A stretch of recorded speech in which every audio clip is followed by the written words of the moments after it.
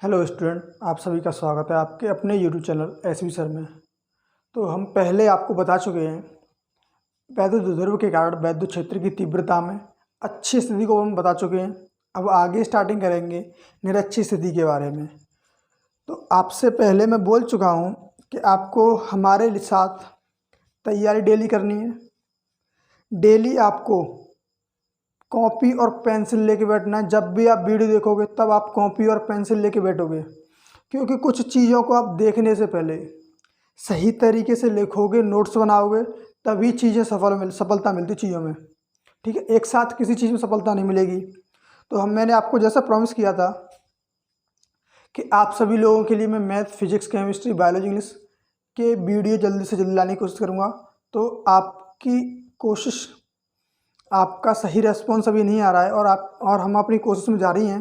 तो जल्द हो सका शायद तो हम नेक्स्ट वीक से आपकी सारी क्लासेस रेगुलर करवा देंगे। ठीक है ना? कितने नेक्स्ट वीक से आपकी सारी की सारी क्लासेस किस किस की क्लासेस लगेंगी। अभी फिलहाल में फिजिक्स की क्लास चल रही है, जो कि आपकी कुमार मित्तल की फिजिक्स है। ठीक है ना? कुमार मित्तल की फिजिक्स है।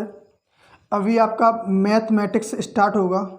मैथ्स जो है वो हम ज़रूर आपको अजय कुमार अग्रवाल का कराएंगे। किसका? अजय कुमार अग्रवाल का।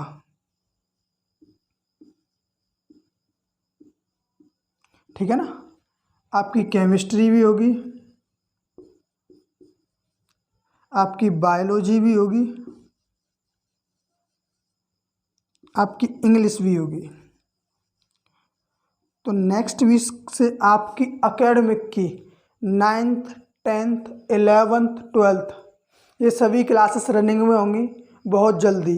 इसके अलावा हमारी कोशिश ये है कि अब की बार यूपी पुलिस या रेलवे ये किसी में भी भर्ती आएगी, नोटिफिकेशन आते ही हम बहुत जल्द आपके लिए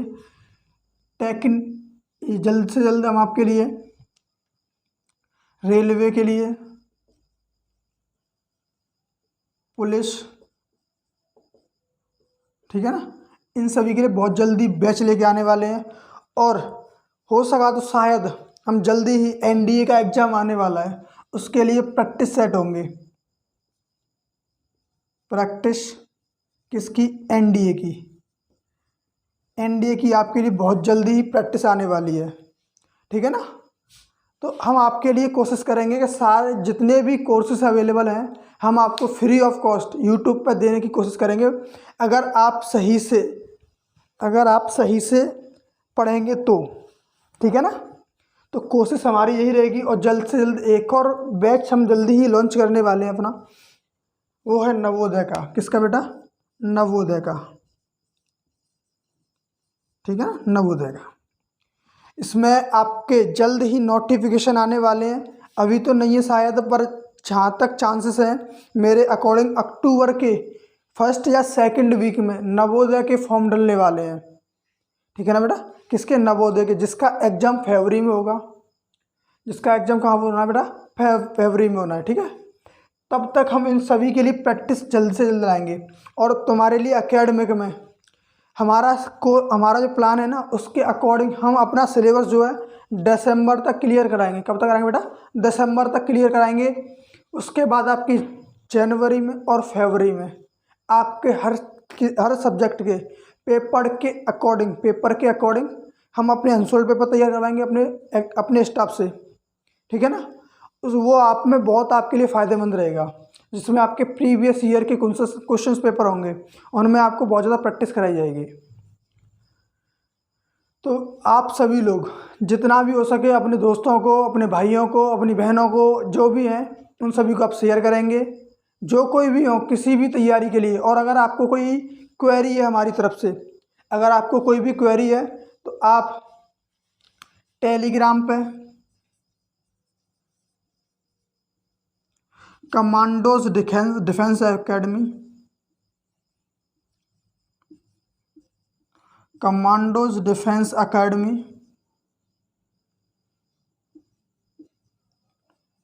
पे आप सर्च मारिए, वहाँ पे आप इसे ज्वाइन कर सकते हैं।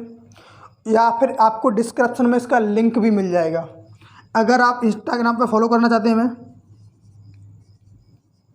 इंस्टाग्राम पे अगर आपको हमें फॉलो करना चाहते हैं तो वो आप SV/study/क्लासेस को आप सर्च कीजिएगा, उस पर हमें फॉलो कर सकते हैं अगर आपको कोई क्वेरी है तो, ठीक है। और आपको व्हाट्सएप ग्रुप की लिंक भी मिल जाएगी, व्हाट्सएप ग्रुप की लिंक भी मिल जाएगी, वो भी आपको, या आपको व्हाट्सएप नंबर है वो 7078777150। इसके लिए अगर ग्रुप जो है ना बेटा, वो है commandos defence academy, commandos defence academy.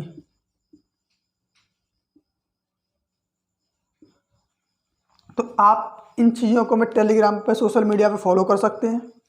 चलो अब आगे क्लासेस के लिए रेडी करते हैं, ठीक है ना।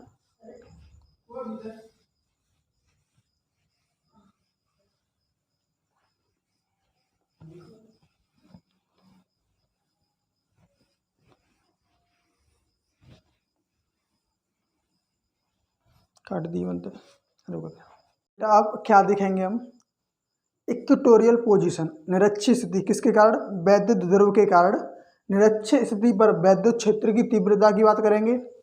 तो बेटा निरक्षीय स्थिति होती कहाँ है, निरक्षीय स्थिति होती कहाँ है, तो पहले तो एक डाइपोल बनाओ, क्या डाइपोल, ये बेटा -q आवेश है +q आवेश है, जिनके बीच की दूरी क्या है बेटा 2l है, जिनके बीच की दूरी कितनी है 2l है, जिसका केंद्र क्या है बेटा O है, यहाँ से यहाँ तक की दूरी कितनी है l, और यहाँ से यहाँ तक की दूरी कितनी है l। तो निरक्ष होता है इसका परपेंडिकुलर, इसके लंबवत, क्या होगा बेटा इसके लंबवत। यहाँ पे कोई r दूरी पे एक बिंदु क्या माना बेटा हमने P, एक यहाँ पे क्या माना, एक बिंदु P माना है, जिसके कारण हमें इस पर वैद्युत क्षेत्र की तीव्रता ज्ञात करनी है। इस पॉइंट पे क्या करेंगे, वैद्युत क्षेत्र की तीव्रता हम यहाँ पे ज्ञात करेंगे, ठीक है।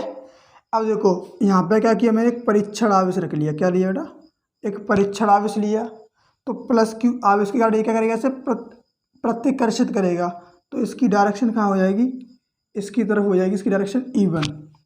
और यहीं पर अगर माइनस चार्ज होगा तो इसे अपनी ओर आकर्षित करेगा, इसकी डायरेक्शन हो जाएगी बेटा E2। तो इसका जो रिजल्टेंट होगा, ये परिणामी तीव्रता होगी ना, वो होगी बेटा इस डायरेक्शन में, इन दोनों के बीच में, जो कि इसके साथ एक थीटा कोण बनाएगी। तो ये डायग्राम है ना कुछ इस तरीके से तैयार हो रहा है, और मैंने मान लिया कि इसको अगर मैं ऐसे मिलाता हूँ तो ये और ये वाली लाइन ऐसे आएंगी, तो कुछ इस तरीके से ये डायग्राम तैयार होगा बेटा, ऐसे और ऐसे, ठीक है ना। ये क्या है E1 है, ये है E2, और ये इसका रिजल्टेंट है E, ये क्या है रिजल्टेंट। मान लो ये इसके साथ जो एंगल है ना थीटा बना रहा है, क्या बना रहा है बेटा थीटा एंगल बना रहा है। तो जो थीटा जिसके साथ बनाता है, उसके पास वाले में ना आता ना, जिसके पास वाले थीटा कोण होगा वो होती है तीव्रता E1 cos थीटा, जिसकी डायरेक्शन कहाँ होगी इस तरफ, और ये वाला होगा ना वो होगा E1 sin थीटा, जो एंगल से जिस कोण से दूर होता है वो क्या होता है E1 sin थीटा। इसके इसी तरीके से E2 के लिए जो तीव्रता होगी, ये भी एंगल क्या होगा थीटा, तो इसकी भी डायरेक्शन इधर की तरफ है, वो हो जाएगा E2 cos थीटा, और ये वाला होगा E2 sin थीटा, ठीक है ना। यहाँ तक बातें समझ में आ गई। अब देखो दोनों की डायरेक्शन कैसी है, एक ही डायरेक्शन में, सेम डायरेक्शन है दोनों की, नेट तीव्रता होगी नी वो E बराबर होगी E1 + E2, E1 + E2, ये उसकी नेट तीव्रता होगी, कुल तीव्रता। ये कब होगी, E बराबर E1 की value E1 cos theta, E2 की वैल्यू E2 cos थीटा होगी, ठीक है ना। E1 की वैल्यू E1 cos थीटा और E2 की value E2 cos theta.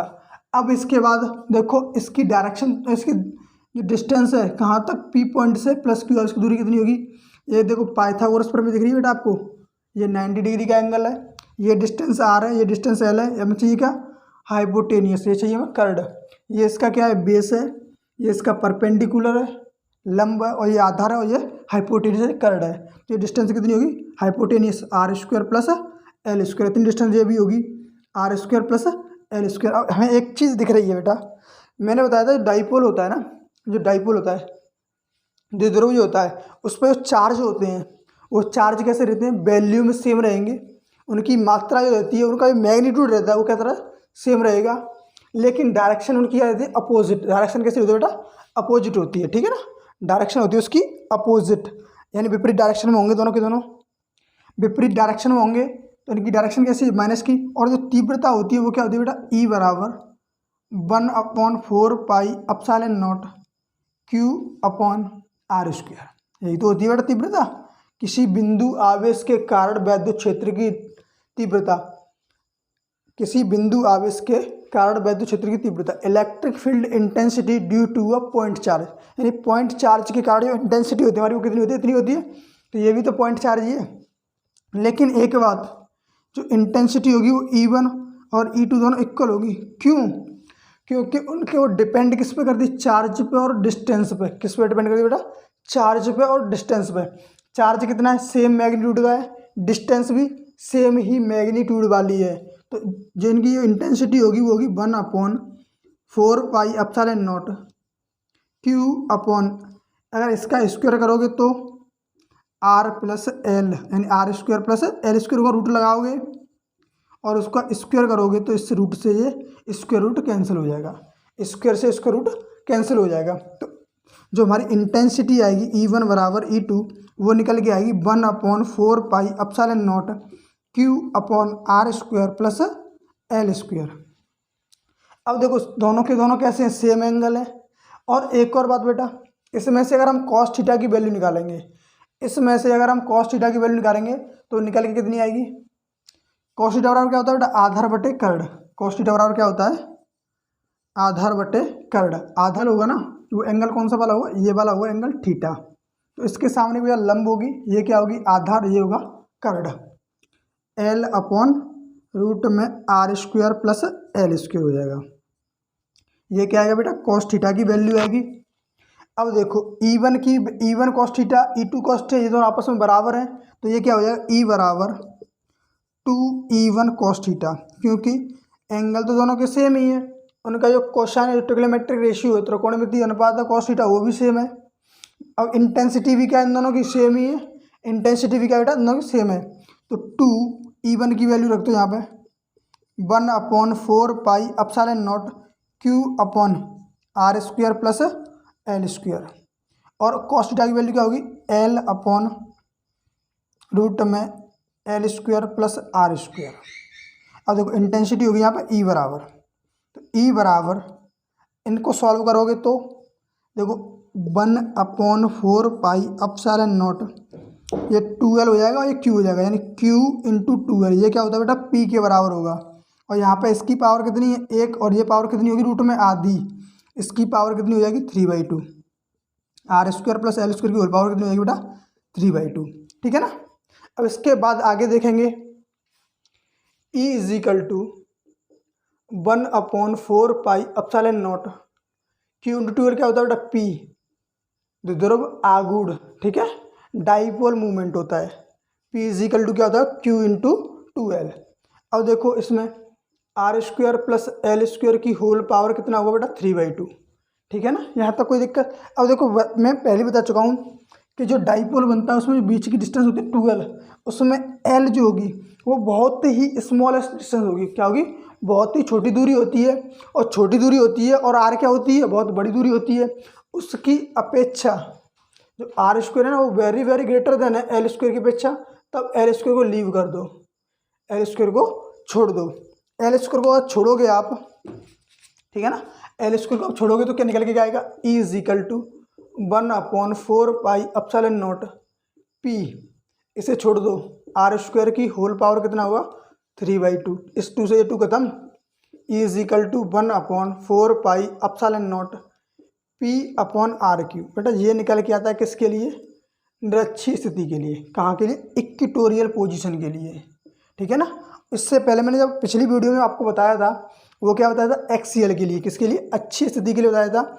E axial is equal to 1/4πε0 2P upon are cube. यानी मैं एक बात इसमें से कह सकता हूँ क्या, कि ई एक्सीएल जो होता है वो 2 गुना होता है किसके, इक्वेटोरियल की इंटेंसिटी के। तो यहाँ तक बेटा कोई दिक्कत। तो इसमें रिलेशन भी कभी कभी आपको पूछ लिया जाएगा कि अच्छी और निरक्षित स्थिति में इन दोनों के बीच रिलेशन होता क्या है। तो यहाँ तक बेटा कोई किसी को दिक्कत तो होनी नहीं चाहिए। तो आप यहाँ तक स्क्रीनशॉट ले लो बेटा, ठीक है ना, इसका स्क्रीनशॉट ले लो।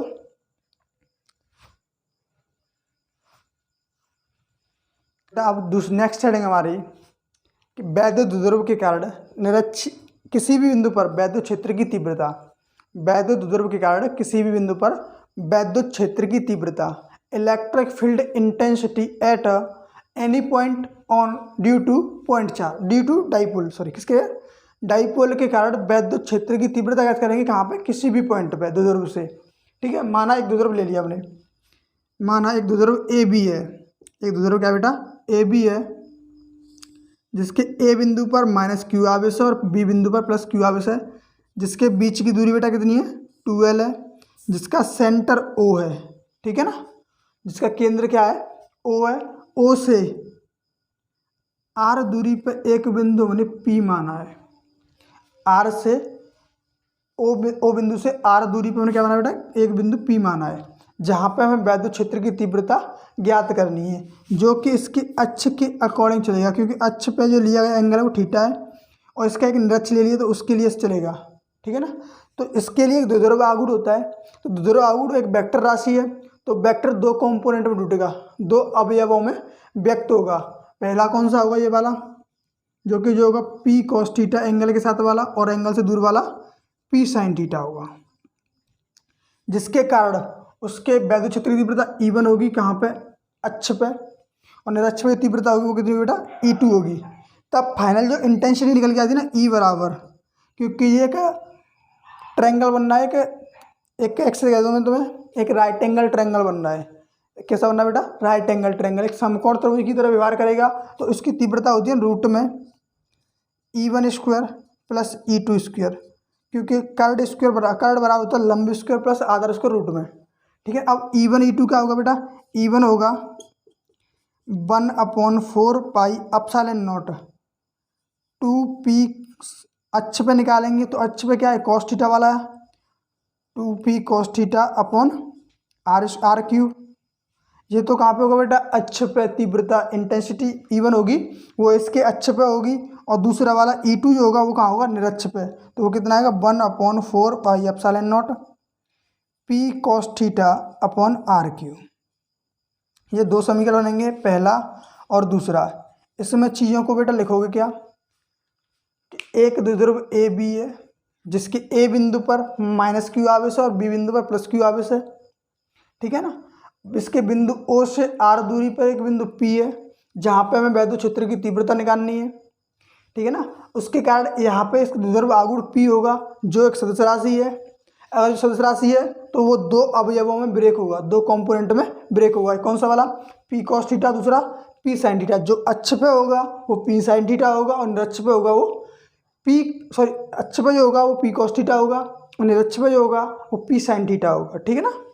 तो अब E1 तीव्रता ये वाली होगी, कहाँ पे अक्ष वाली, और निरक्ष वाली क्या होगी E2 तीव्रता। तब फाइनल तीव्रता ये होगी। अब इसकी वैल्यू निकालेंगे, ठीक है ना। अब देखो बेटा E इजिकल टू रूट में E1 की value 1/4 pi epsilon naught 2p cos theta upon are cube का whole square plus 1/4 pi epsilon naught p cos sine theta upon are cube का होल स्क्वायर, ये बन के आएगा। तो एक चीज़ याद रखना बेटा, क्या कि जिसका भी वर्ग होगा वो मैं उसमें से वर्ग है ना, इसमें वर्ग में से कॉमन क्या मिल रहा है हमें, एक तो मिल रहा है 1/4 pi epsilon naught p upon are cube, यहाँ पर भी यही मिलेगा। तो इन्हें हम कॉमन लेंगे और ये स्क्वायर के रूप में आएंगे और स्क्वायर से इसका रूट हट जाएगा, ठीक है ना। वर्ग से वर्गमूल हट जाएगा, किस पे से 1/4 pi epsilon naught p upon R cube से।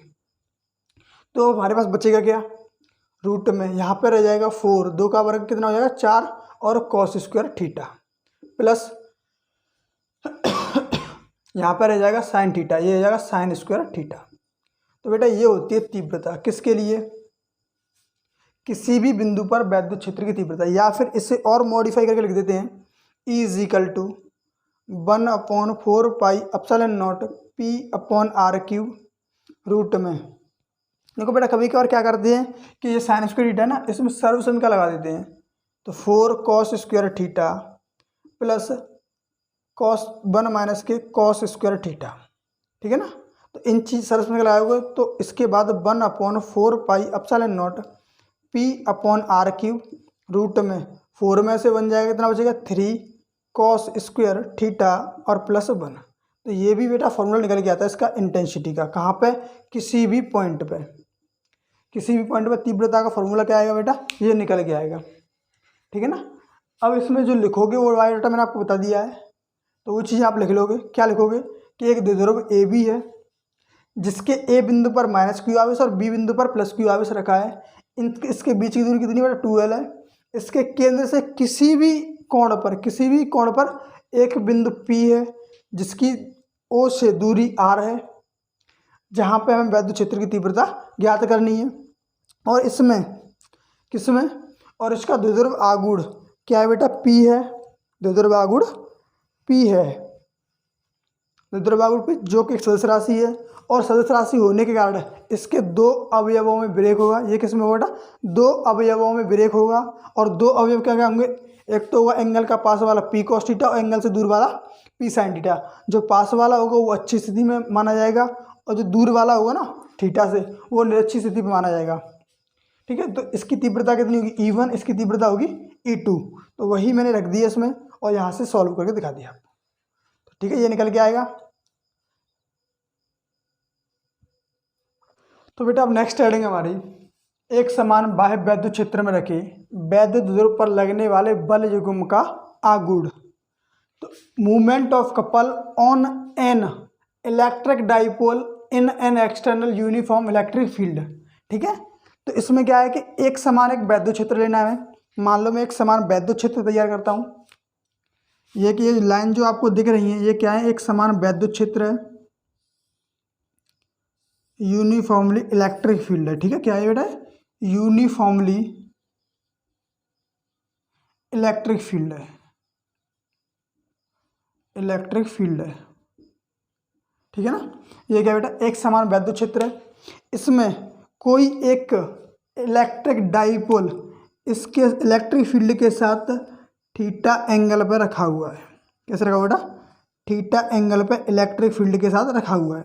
ये मान लो इसमें नेगेटिव चार्ज है, इस पर पॉजिटिव चार्ज है, जिसके बीच की डिस्टेंस कितनी बेटा 2l है, जिसके बीच की डिस्टेंस क्या है बेटा 2l है। तब इसकी जो लंबवत दूरी होगी ये वाली, ये कितनी होगी, देखो अब तुम्हें एक कोण दे रखा है, एक क्या दे रखा है, कोण और कर्ड दे रखा है। हमसे पूछा क्या गया, इसमें लंबवत दूरी की बात की गई है। तो इस पर बेटा 2 फोर्स काम करेंगे, एक तो कौन सा करेगा, ये वाला इलेक्ट्रिक फील्ड फोर्स, दूसरा इलेक्ट्रिक फील्ड फोर्स इधर काम करेगा। क्या करेगा, electric force, electrostatic force. Electric force क्या होता है बेटा, F = QE के बराबर होता है, F = QE। वैद्युत बल काम करेगा वो कितना होगा, F = Q। ये इस डायरेक्शन भी काम करेगा और इस डायरेक्शन में भी काम करेगा। तो इसके बीच की डिस्टेंस कैसे निकालोगे, देखो हमें क्या पता है, ये क्या होता है, लंब बटे कर्ड, तो साइन थीटा होता है। साइन थीटा बराबर, ये मान लो x दूरी है मेरी, x की वैल्यू निकालनी है मुझे, क्योंकि हमें लंबवत दूरी चाहिए। किसके लिए, हमें चाहिए पहले बल आगुण। बल आगुण का फॉर्मूला क्या होता है, बल इंटू बल की दिशा में लंबवत दूरी, दो दिशा में लंबवत दूरी कितनी होती है। तो हमें पहले लंबवत दूरी चाहिए, तो x/2l होगा। तो x की वैल्यू बेटा कितनी आएगी, यहाँ से 2l साइन थीटा आएगी, कितनी आएगी 2l साइन थीटा। ये डिस्टेंस हमें पता पड़ गई। अब देखो बल आगुण जो होता है उसकी वैल्यू क्या होती है, टॉ, उसकी वैल्यू क्या होती है टॉ, उसको प्रेजेंट करते हैं टॉ से। वो क्या होता है, F इंटू उसकी डिस्टेंस कितनी है, तो डिस्टेंस कितनी है F कितना था, F तो QE के बराबर था, कितना था बेटा QE के बराबर, और उसकी डिस्टेंस कितनी थी R या X जो कुछ भी मानिए, या X मान लो R मानिए, R मान लो, ठीक है। वो कितनी 2l साइन थीटा, ठीक है ना। अब टॉ = ये हो गया। अब देखो Q × 2l क्या होता है, डाइपोल मूवमेंट। क्या होता है बेटा, डाइपोल मूवमेंट, क्या Q × 2l, जिसे हम P से डिनोट करते हैं। तो P और E क्या बचा, साइन थीटा। साइन थीटा कब आता है, इसमें साइन थीटा कब आता है, जब वेक्टर फॉर्म होता है। वेक्टर फॉर्म होगा यानी क्रॉस होगा इन दोनों के। ये कैसी राशि, सदिश राशि होती है, is equal to P vector cross E vector. तो ये होता है बेटा बल आघूर्ण। इसमें लिखोगे क्या, इसमें लिखना क्या है, इसमें लिखना है कि एक समान एक वैद्युत क्षेत्र है ई है, जिसमें एक कोई द्विध्रुव आघूर्ण थीटा कोण पर रखा हुआ है, जिसके एक सिरे पर प्लस क्यू आवेश दूसरे पर माइनस क्यू आवेश है, और इस पर लगने वाला फोर्स प्लस क्यू आवेश का क्यू ई होगा। कौन सा बल लगेगा, वैद्युत बल लगेगा। और इसके पीछे की ओर माइनस क्यू आवेश का अपोजिट दिशा डायरेक्शन में वो माइनस के, ये कौन सा फोर्स लगेगा बेटा, क्यू ई फोर्स लगेगा। यहाँ पे भी कितना लगेगा, क्यू ई फोर्स, लेकिन इसकी डायरेक्शन कैसी होगी, अपोजिट डायरेक्शन होगी, ठीक है ना, अपोजिट डायरेक्शन में लगेगा। और इसकी जो लंबवत डिस्टेंस होगी, लंबवत दूरी होगी, परपेंडिकुलर डिस्टेंस, वो कितनी होगी, 2l sin थीटा के बराबर, ठीक है ना। इसके साथ थीटा कोण पे रखा हुआ है, कहाँ पे, वैद्युत क्षेत्र में, क्या, द्विध्रुव आघूर्ण, वैद्युत द्विध्रुव रखा है ना, वो इसमें रखा हुआ है वैद्युत क्षेत्र में थीटा कोण पे। यहाँ तक बातें क्लियर है। चलो अब कभी कभार इसमें कुछ चीज़ें एक्स्ट्रा पूछ लेता है, यहाँ तक तो आपका क्लियर है। इसे टॉस से व्यक्त करते हैं। इसका मात्रक क्या होगा बेटा, इसका मात्रक क्या होगा, किसी ने पूछा इसका मात्रक क्या होगा, बल आघूर्ण क्या है, बल इंटू दूरी, इसका मात्रक होगा न्यूटन मीटर। क्या होगा बेटा, न्यूटन मीटर। इसकी डायमेंशन क्या होगी, बल की विमा क्या होती है, ML/T-2 और डिस्टेंस की विमा L। तो इसका जो DF होगा, डायमेंशनल फॉर्मूला होगा, वो होता है ML/T-2। ये किसके बराबर होता है बेटा, वर्क के, एनर्जी के। तो काम और एनर्जी और बल आघूर्ण क्या चाहिए, एक ही डायमेंशनल फॉर्मूला होता है ना, वो एक ही रहता है, विभव सूत्र क्या होगा, एक ही होगा। कभी कभी ये चीज़ अलग से पूछ लेता है कि मान लो मैंने इस वैद्युत क्षेत्र में इस द्विध्रुव को इसके समांतर रख दिया, वैद्युत क्षेत्र के समांतर रख दिया, तो थीटा कितना हो जाएगा, 0 डिग्री का। और 0 डिग्री आप यहाँ पे रखते हो तो टॉ कितना हो जाएगा, 0। क्यों, क्योंकि वैद्युत क्षेत्र की डायरेक्शन में मान लो कोई पानी बह रहा है, एक समान रूप से कैसे पानी बह रहा है किसी नदी में, तो इलेक्ट्रिक फील्ड भी कैसे रहा, पानी, उसमें कोई लकड़ी या पत्थर डाल दिया ना, ये डाल दिया, तो ये क्या करेगा, ऐसे डाला, ऐसे डाल दिया, उसी की डायरेक्शन में ऐसे चल रहा है पानी, तो ये भी बहने लग जाएगा बिना किसी फोर्स के। अगर मैं कहूँ कि इसको मूव, इसको सर्कुलर मोशन में घुमाना है मुझे, तो इसको इसके परपेंडिकुलर रखना पड़ेगा, तो वो इसमें ऐसे घूमने लगेगा, इलेक्ट्रिक फील्ड में घूम लेगा। कैसे घूमेगा, देखो ये इलेक्ट्रिक फील्ड लाइन जा रही है, कैसे बेटा, ये इलेक्ट्रिक फील्ड लाइन जा रही है, ऐसे होगा तो इसकी डायरेक्शन ऐसे चलता रहेगा, ऐसे चलेगा। अगर इसको मैंने ऐसे रख दिया तो इस पर दो फोर्स काम करेंगे, ऊपर से जो किरण आएंगे उसे ऐसे ऐसे ऐसे धक्का मारने लगे और ये ऐसे रोटेट होने लग जाएगा, ठीक है। ये कैसे रोटेट होने जाएगा, ऐसे। ऐसे क्यों होगा, क्योंकि मान लो ये इलेक्ट्रिक फील्ड लाइन है, ये कैसी बेटा, इलेक्ट्रिक फील्ड लाइन है, ये इसमें आई, यहाँ से इसने धक्का दिया और ये अब यहाँ से पीछे धक्का देगी और ऐसे ये रोटेट होने लग जाएगा। तो पीछे से किरण ऐसे ही वैद्युत बल रेखाएं आएगी और ऐसे ऐसे घुमाती रहेंगी। कब, कभी या तो किसी एंगल पर रखा हो या ये इसके परपेंडिकुलर रखा हो। मैंने मान लिया ये परपेंडिकुलर रख दिया, यानी थीटा कितना हो जाएगा परपेंडिकुलर रखने पर बेटा, थीटा हो जाएगा 90 डिग्री का, और साइन 90 की वैल्यू कितनी होती है 1। तो टॉ होगा ना वो मैक्सिमम लगेगा, कितना लगेगा, वो लगेगा PE के बराबर। बल आघूर्ण मैक्सिमम कब होगा, जब आप उसमें वैद्युत क्षेत्र में किसी भी द्विध्रुव को, वैद्युत क्षेत्र में किसी भी द्विध्रुव को आप अगर परपेंडिकुलर रखते हो, लंबवत रखते हो, तो वहाँ पे बल आघूर्ण मैक्सिमम होता है, ठीक है ना। तो आज आपका वैद्युत आवेश एवं क्षेत्र नाम का चैप्टर जो है ना वो एकदम फिनिश हो चुका है। अब इसमें इसके न्यूमेरिकल्स आगे स्टार्ट होंगे। तो आज के लिए बेटा आप सभी दोस्तों को अपने को शेयर करोगे, वीडियो को लाइक करो और ज़्यादा से शेयर करो, और अपने व्हाट्सएप के स्टेटस पर डेली लगाओ, ठीक है ना। क्योंकि कोई भी चीज़ें सही जब तक हम उससे लगन से ना करें, कोई भी चीज़ें सही उन्हें अगर हम लगन से ना करें तो वो कभी भी हमें सफलता हासिल नहीं दिलाएंगी। वो सफलता जब ही दिलाएंगी जब हम अपनी लगन और अपनी मेहनत से उसे करेंगे, अपनी एक जिम्मेदारी से करेंगे। तो आज के लिए इतना ही काफ़ी है। सभी बच्चों को राम राम और जय हिंद। तो अब मिलते हैं आगे के लिए।